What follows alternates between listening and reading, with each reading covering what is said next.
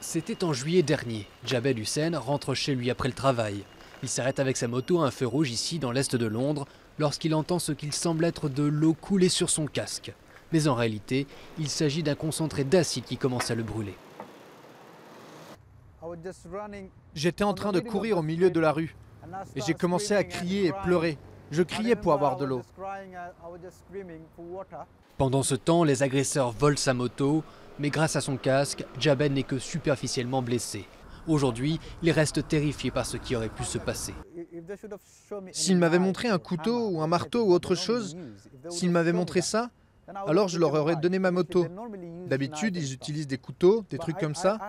Mais ce que je me demande, c'est pourquoi ils utilisent de l'acide pour détruire le visage et la vie de quelqu'un. Les attaques à l'acide sont un fléau en Asie. Principales victimes, les femmes, cibles de crimes d'honneur. Un sujet que ce militant a décidé d'exposer à travers des photos dans l'est de Londres, là où les attaques se sont multipliées. Un accès trop facile à l'acide est en cause selon lui.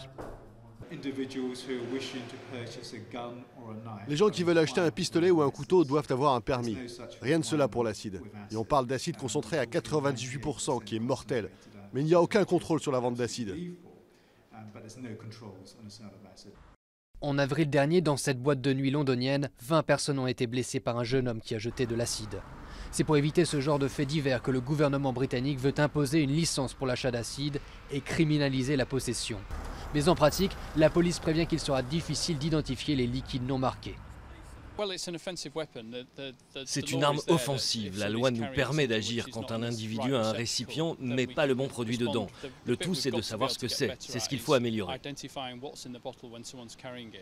Les attaques à l'acide restent proportionnellement marginales à Londres, mais elles ont quand même presque triplé en 3 ans, avec plus de 450 cas en 2016.